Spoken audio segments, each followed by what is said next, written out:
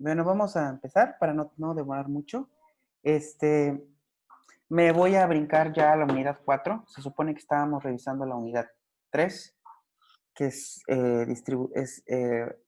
comportamiento del campo eléctrico en una distribución de carga continua. Pero, como les comentaba ayer en la noche, estuve meditando sobre la posibilidad de saltarme el pedazo, el cachote que me faltó de la unidad 3, dado que ya estamos en este cuatrimestre. Es muy precipitado porque hay vacaciones y agosto no es todo el mes. O sea, siempre tiene que acabar siempre como a mediados, porque después hay que nivelar a los estudiantes que hayan reprobado y se tienen que hacer las nuevas planeaciones para el siguiente cuatrimestre. Entonces, oficialmente, los días más aprovechados son los a principios de agosto, o sea, la primera parte de agosto. Entonces, creo que darles una sesión de integrales y luego regresar al tema y tratar de alcanzar las otras unidades me va a dejar muy, muy difícil el tiempo. Entonces, decidí mejor obviar o brincarme esa sección. Lo que pasa es que no basta con, no, no basta con integración por partes. O sea, eh, son integraciones, por ejemplo, por cambio de variable, integraciones por sustitución trigonométrica en algunos casos, que son métodos de integración que no necesariamente los van a entender en 2 o 3 sesiones, ¿no? Y lo que no me gustaría es que lejos de lograr que entiendan más las integrales, los terminen más frustrados, por así decirlo. Entonces, creo que lo más adecuado es dejar un poco de lado las integrales y enfocarnos en el resto de las unidades, ¿no? El resto de las unidades también lleva integrales, pero trataré de no meterme tanto a eso, sino tratar de lograr los objetivos del curso sin necesidad de enseñarles algo que no van a aprender y que los voy a frustrar. Entonces, eh, integrales lo llevan el próximo cuatrimestre, todo un cuatrimestre. De hecho, es destinado a integrales, para que se den una idea. O sea, todo es un cuatrimestre, ¿no? Entonces, pues en 3 o 4 sesiones, pues está difícil. Este, y la idea de la unidad 3 es que si han repasado, han estudiado un poco, les sirve, les ayudará para que cuando ustedes ven integrales, ¿no? eh, eh, puedan visualizar que el cálculo integral, así como el cálculo diferencial, tiene muchísimos alcances y una infinidad de aplicaciones y proyecciones en todos lados, ¿no? Inclusive en las teorías más actuales. Las integrales no pueden faltar. Entonces, ya si ustedes desean revisar la unidad 3, después de que tengan más esclarecido el tema de integración, entonces quizá ya les sea mucho más fácil entender el tema y puedan ser ustedes más autodidactas, ¿no? Ya quedará a percepción de cada quien. La idea es que en esta unidad pues se lleven nociones de que el campo eléctrico obviamente va a cambiar, va a modificarse en función de la distribución de carga, ¿no? En el recorrido de la forma en que tenga esta carga. Entonces, vamos a empezar así. Entonces, la siguiente unidad, que es capacidad. Eh, Al igual que en el resto de las unidades, este pedazo de sección va a estar enfocado en entender una introducción de qué es la capacidad, así como en su momento entendimos qué es campo eléctrico, entendimos qué es fuerza eléctrica, pues ahora nos toca entender qué es capacidad. Y después de capacidad nos toca ver circuitos eléctricos y finalmente vamos a ver campo magnético. Y si nos da tiempo, vemos densidad de campo magnético. O sea, así como hay densidad de campo eléctrico con densidad de flujo, de densidad de carga, así es la proyección con campo magnético. Entonces, igual necesitamos conocimientos un poco más a detalle de integración. Pero bueno, trataremos de que al menos los conceptos y las bases queden lo más sólidas posibles, ¿vale? Entonces, una disculpa por no por no enseñarles las integrales, pero creo que no es conveniente.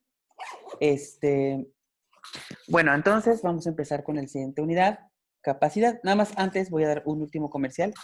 Creo que al ver ya capacidad, esto es más o menos un punto ya aparte de lo que hemos venido viendo.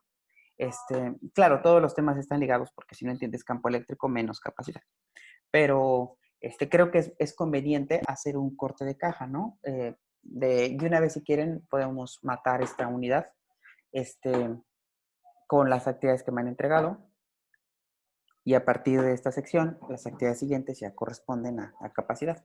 Entonces, puede ser en la siguiente semana, pudiera ser el día, si gustan, el día miércoles, o sea, darles tiempo suficiente, hoy es viernes, para que revisen nuevamente los videos, para que aclaren dudas y si necesitan alguna retroalimentación, a lo mejor podamos dar una sesión el día lunes, ¿no? El día martes, de ser necesario. Y ustedes ya me lo harán saber.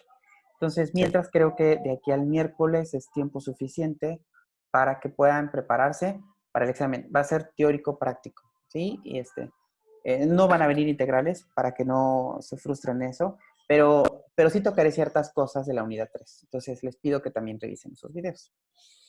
Bueno, entonces vamos a empezar ya con capacidad. En esta sección vamos a ver dos cosas. Vamos a introducir qué es el potencial y después ya nos vamos a entrar específicamente a capacidad. Bueno, ¿de dónde surge la capacidad?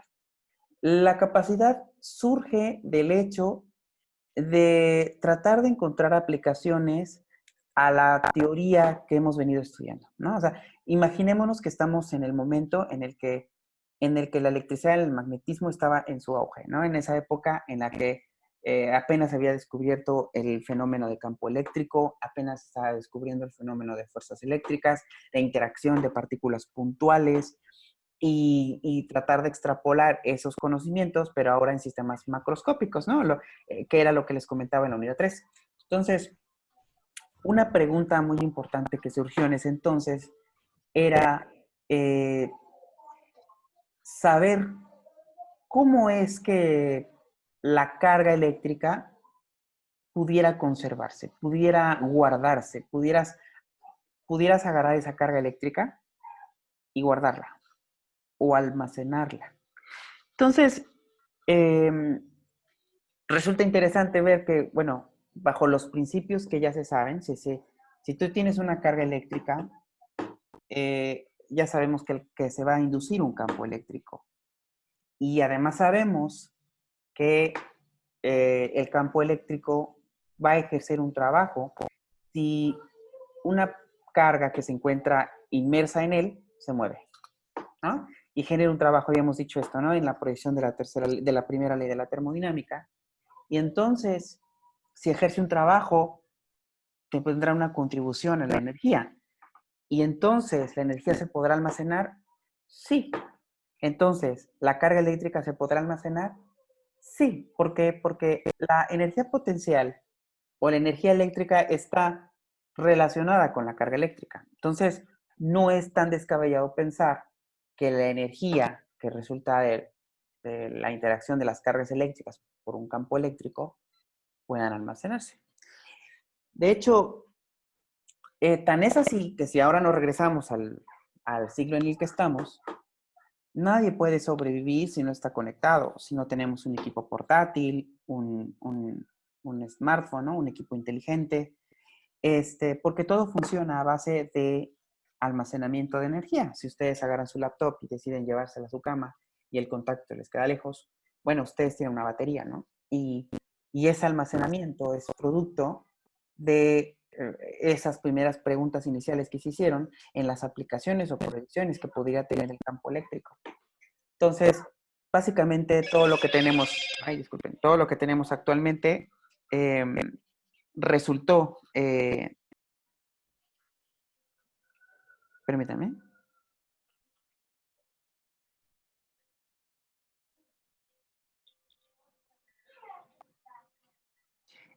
resultó pues justamente del pensar de que la energía se pudiese almacenar, ¿no?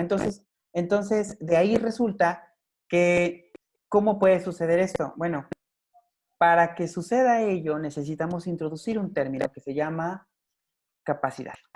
La capacidad es el medio de cómo nosotros podemos almacenar dicha energía eléctrica. ¿Vale? Bueno, pero entonces, ¿qué es la capacidad? ¿No? ¿Y para qué y cómo es que ella tiene la propiedad de poder almacenar dicha carga eléctrica, de poder almacenar esa energía? Bueno, para entender la capacidad, entonces, tenemos que entrar un poco en entender antes, un paso antes, qué es el potencial eléctrico. Ok, bueno, a ver. En la imagen que les pongo adjunta, en esta imagen que ustedes pueden observar, imagínense que tenemos una carga negativa, esta que está acá, ¿no? Que resulta a lo mejor de una esfera. Y obviamente, si tú tienes una carga, por ejemplo, positiva, suficientemente pequeña, tan pequeña que la carga adherida a ella es insignificante. De hecho, este concepto era el que utilizamos para tratar de entender el fenómeno de campo eléctrico, ¿no? Requerías una carga puntual imaginaria positiva, sumamente pequeñita, tal que si tú quisieras moverlo hacia otra carga, la perturbación que sucederá al moverla sea tan insignificante que tú puedes entonces estudiar el campo eléctrico en ese punto sin necesidad de entender cómo se manifiesta ese punto en sí. Ahora imagínense que esa carga puntual que estaba aquí, por ejemplo, donde estoy apuntando el cursor, tiene un desplazamiento. Se llega a mover. Bueno, ¿qué va a suceder?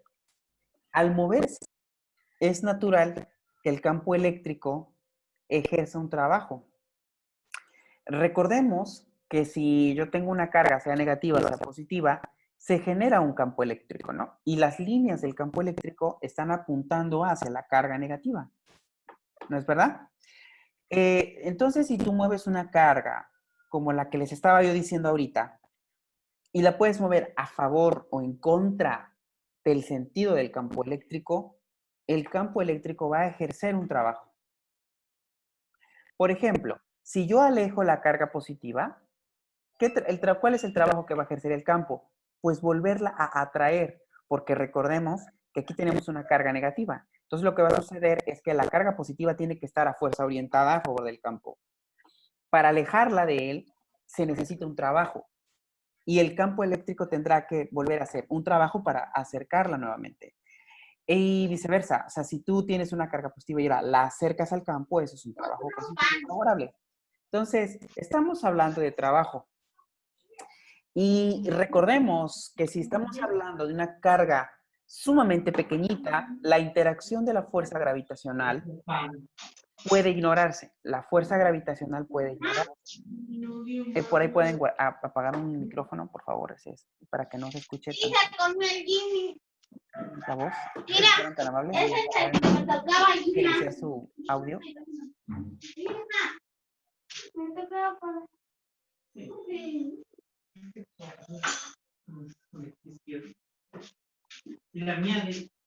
¿Pueden silenciar su audio, por favor?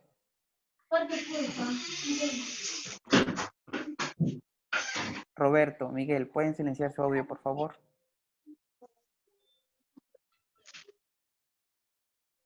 Gracias. Bueno, entonces, si la partícula, la carga puntual positiva es sumamente pequeñita, esta no va a tener una interacción, o sea, este no va a tener un efecto importante en aspectos de fuerza de gravedad.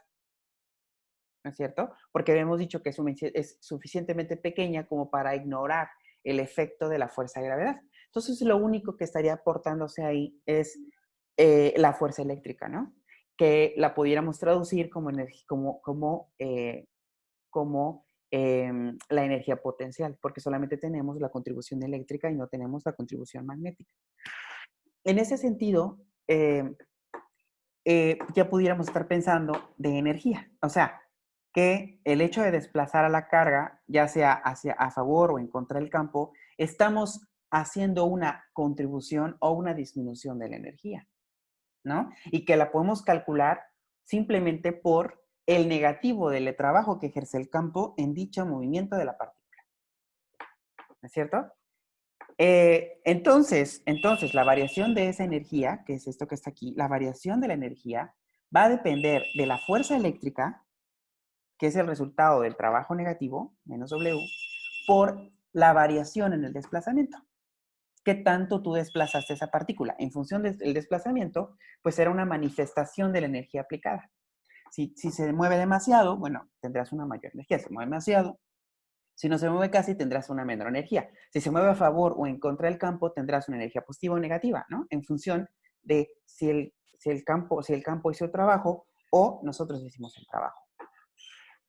Y recordemos además que la fuerza eléctrica no es otra cosa más que la carga, que es un producto escalar, por el campo eléctrico, ¿no? El campo eléctrico que estamos estudiando. Si sustituimos entonces F de esta segunda ecuación con respecto a la primera, bueno, tendríamos que la variación de la energía interna entonces sería igual a la carga por el campo eléctrico por la variación de la distancia o del desplazamiento que tiene esa partícula, ¿no? Y resulta interesante entonces ver que si estamos hablando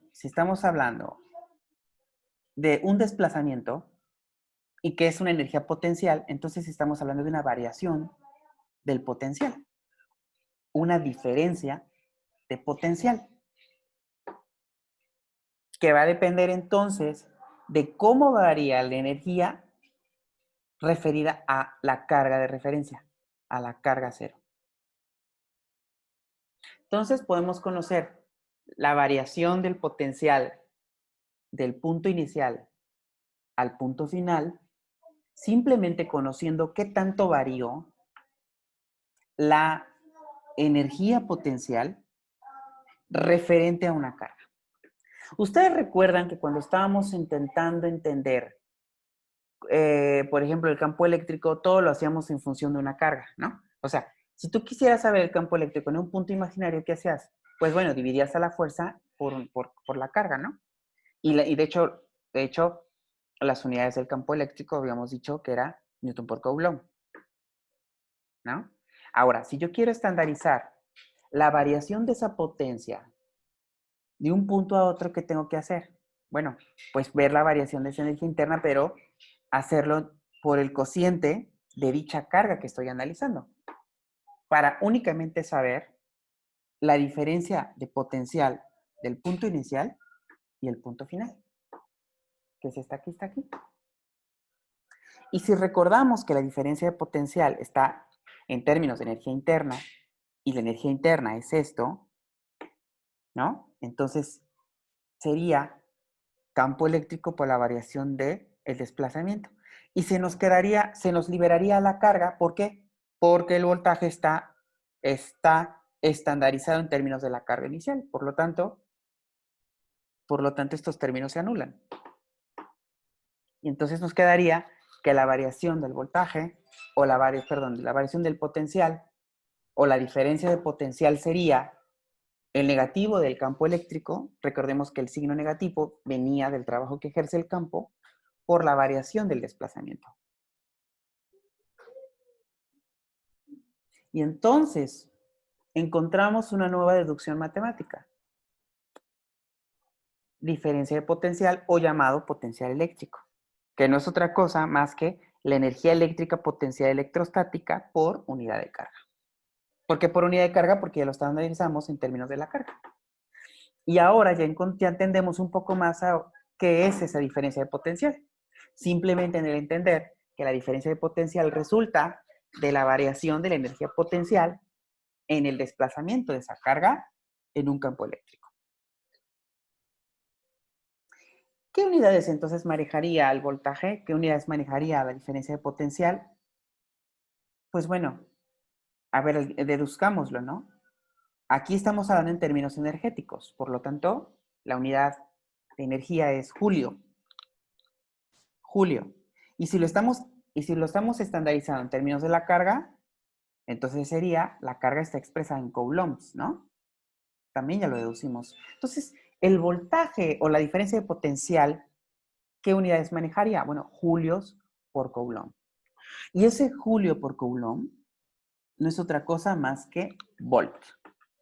Por eso, la diferencia de potencial o el potencial electrostático comúnmente se le conoce como voltaje, porque resulta de la unidad de medida que tiene este, simplemente en el desplazamiento de la carga en un campo eléctrico. ¿Alguien aquí tiene alguna duda?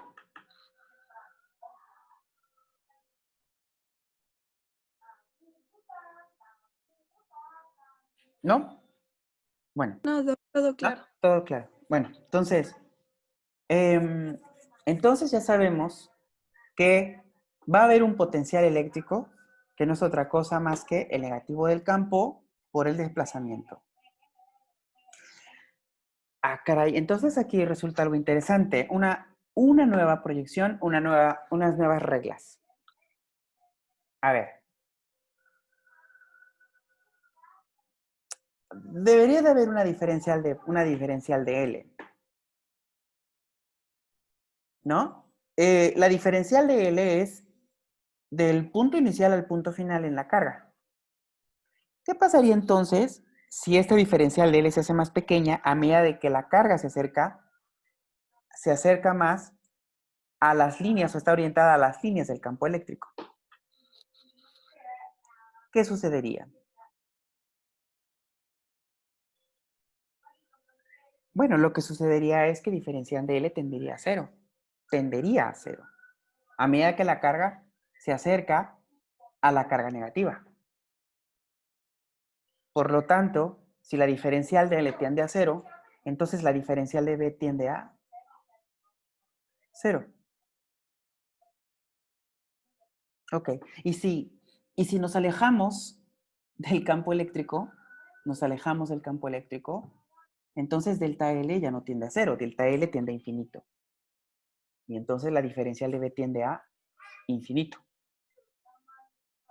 Ello quiere decir entonces que las líneas del campo eléctrico, que vienen del positivo al negativo, recordemos eso, señalan la dirección en la que el potencial eléctrico o diferencia de potencial disminuye más rápidamente.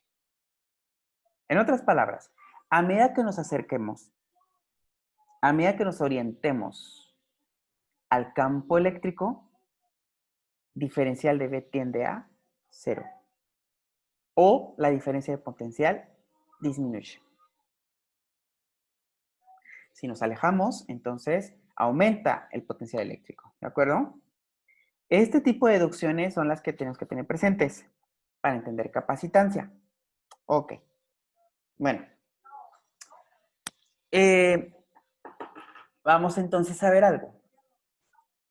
A ver, imaginemos ahora entonces que yo tengo a lo mejor un círculo, una esfera, y esta esfera, al yo no ser una carga puntual, porque ya no es carga puntual, al tener un radio, ¿no? Y va a estar expresado en términos de R. Si yo tengo el radio expresado en términos de R, y a lo mejor es una es una esfera cargada positivamente, va a decir, se entiende entonces que esta carga va a inducir un campo eléctrico, ¿no es cierto? Induce un campo eléctrico. Y si yo quisiera conocer cómo se comporta el potencial eléctrico en la vecindad de la esfera y después lejos de la esfera, ¿cómo pudiera entenderlo? Bueno, resulta interesante ver que si hacemos la suposición que la esfera está perfectamente simétrica, perfectamente distribuida, entonces lo que va a tener es una carga perfectamente distribuida, homogénea.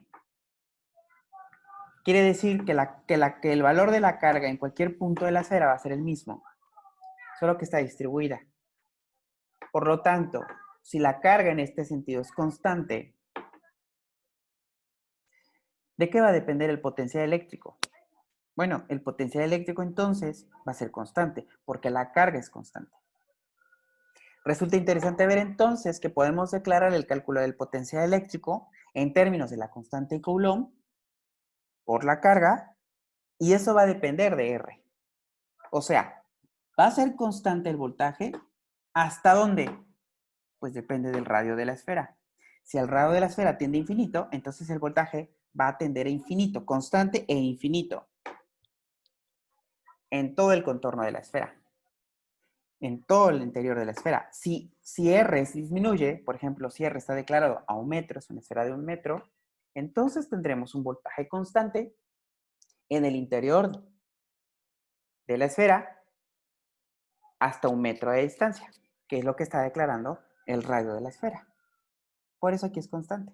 Ahora, ¿qué sucedería si ya nos salimos de la esfera? Vamos a suponer que estamos ahora a 1 metro de ella. ¿El voltaje se mantiene constante? ¿Ustedes qué me dirían? Bajo este concepto, ¿qué me dirían?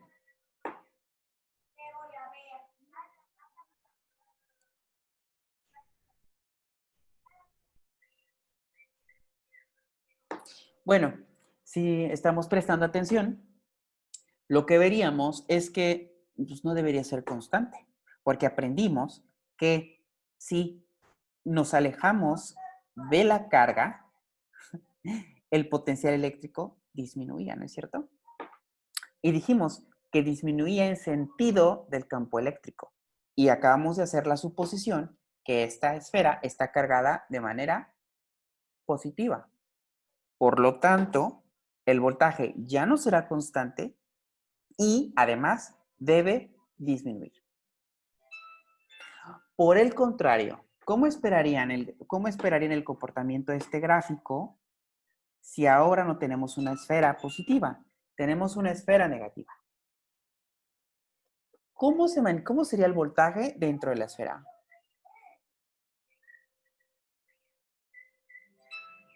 Sería constante, solo negativo, pero constante, ¿no? Aquí está. Es claro que el voltaje va a ser constante y que depende de R, o sea, del radio de la esfera. Pero, ¿cómo esperaría el comportamiento del voltaje lejos de la esfera? Bueno, si estamos lejos de la esfera, lo que esperaríamos es que ya estamos en contra de la dirección del campo eléctrico. ¿Por qué? Porque ahora esta es una esfera negativa. Quiere decir que las líneas del campo eléctrico, si lo permito pintar así, quiere decir que las líneas del campo eléctrico, imaginemos que esta es una línea del campo eléctrico, están en dirección a la esfera.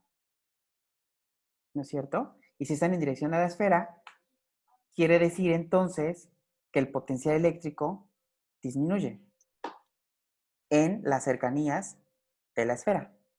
O sea que el potencial eléctrico tendería a cero, el potencial eléctrico sería constante y tendría cero en la superficie de la esfera e irá incrementando a medida que nos alejemos de la esfera.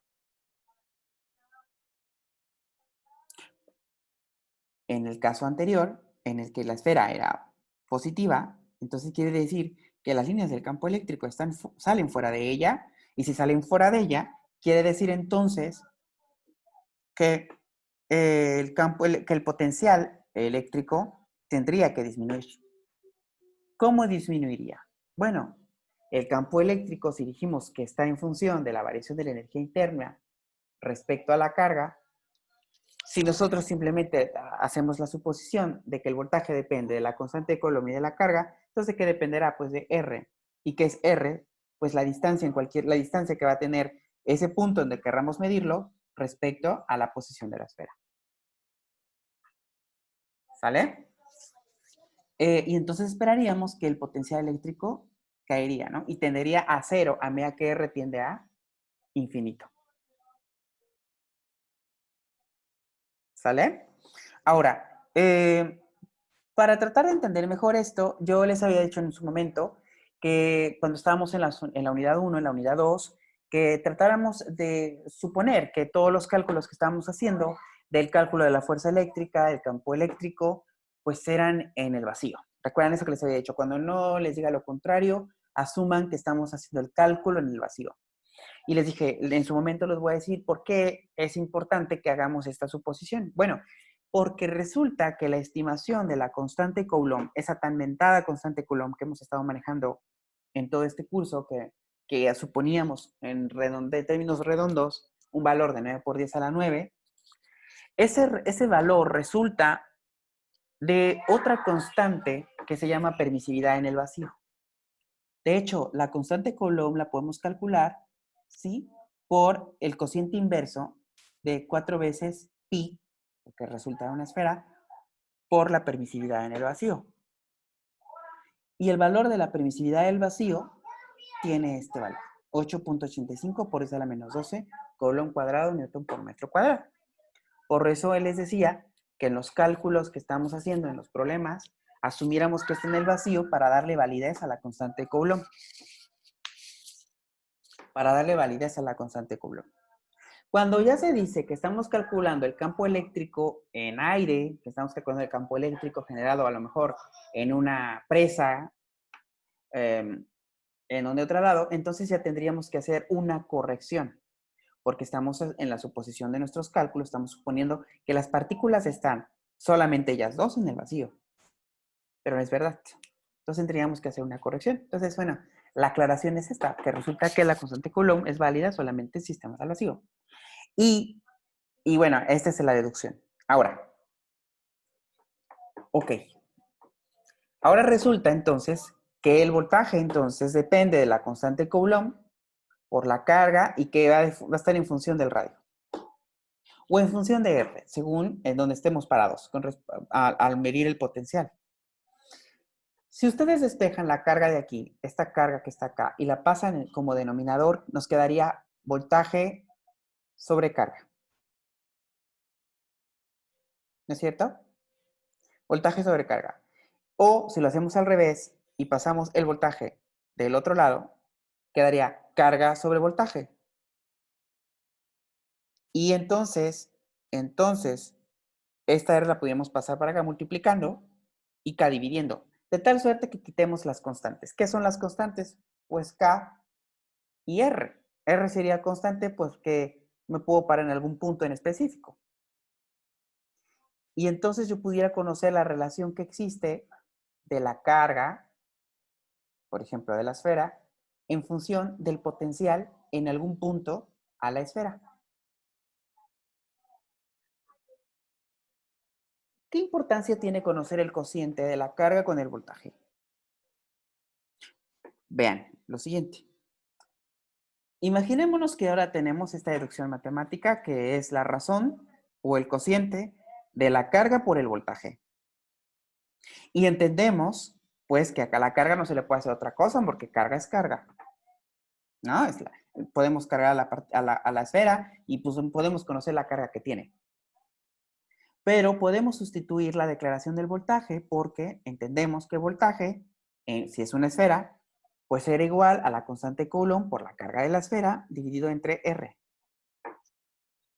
Si ustedes hacen el arreglo matemático, se van a dar cuenta que Q con Q se va, ¿no? Y si hacemos el arreglo del sándwich, nos quedaría que en la razón de la carga con el voltaje está expresado en términos del radio y de la constante Coulomb, que es lo que les decía aquí un momento. Y si recordamos, pues la constante Coulomb venía de la permisividad en el vacío. O sea, ¿podemos quitar la constante Coulomb y declarar en términos de permisividad? Pues sí. O sea, y permisividad es otra constante. Quiere decir que el cociente de la carga y el voltaje únicamente depende de R, de dónde rayos esté parado para medir el potencial a la esfera. Y que ese nuevo cociente no depende ni de Q ni de B, no depende. ¿De qué depende nada más? De R, aquí está claro. Entonces, ¿esto será otra nueva propiedad? ¿Una nueva propiedad que solo depende de la posición? La respuesta es sí. ¿Por qué? Porque conocer la carga y conocer el voltaje me indicará en dónde rayos estoy parado. Y la relación de la carga con el voltaje, y recordemos además que el voltaje resulta de la energía potencial, me está indicando la cantidad de carga que tengo por unidad de energía. Entonces, ¿es posible saber la cantidad de carga que tengo en algún punto en el espacio? Sí. ¿Y eso es una forma de almacenarla? Sí. Por lo tanto, esta nueva propiedad, ¿cómo se llama? Bueno, capacidad.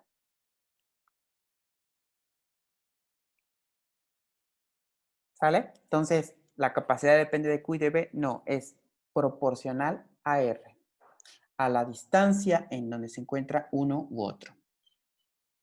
Entonces, ¿qué necesitamos para almacenar esa energía eléctrica? Bueno, pues estamos hablando de energía potencial.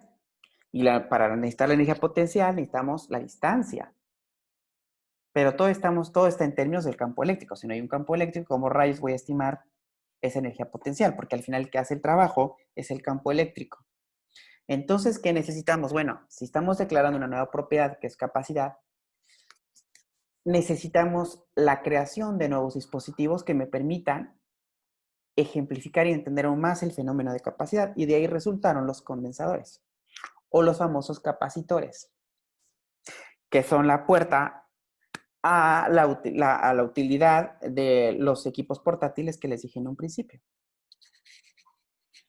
¿no? ¿Y qué son los capacitores o los condensadores? Bueno, simplemente son dos plaquitas. Pueden tener diferente forma, pueden ser placas cilíndricas. Vaya, los capacitores actualmente pueden ser de diferentes tipos, pero los más comunes es simplemente dos plaquitas extremadamente cercanas la una a la otra, pero no juntas, no pegadas, solamente están cercanas una a la otra, en donde una plaquita va a tener una carga positiva y la otra plaquita una carga negativa, pero ambas van a tener el mismo valor de la carga, solo una positiva y la otra negativa. Separadas puede ser al vacío, si están separadas al vacío es mejor. Y esa distancia que separa a una plaquita de la otra es esta famosa R que está aquí. Y como tenemos una placa positiva y negativa del mismo tamaño y de la misma carga, estamos generando un campo eléctrico uniforme. Por lo tanto, eh, eh, habrá un potencial entre esas dos plaquitas y que va a disminuir y va a disminuir a medida que nosotros nos acerquemos a la plaquita negativa. Por lo tanto, podemos estimar qué tanto se transfiere la carga de una plaquita a la otra en términos de tiempo. Y eso es el principio de la creación del almacenamiento de energía, que puedes mantener la carga por un cierto tiempo. ¿Sí queda claro? Sí. Bien. Sí. Bueno, si me entendieron, entonces viene la actividad 12 y ahí le vamos a dejar. En la actividad 12 dice, hasta me voy a ver bien cuate y se los voy a leer y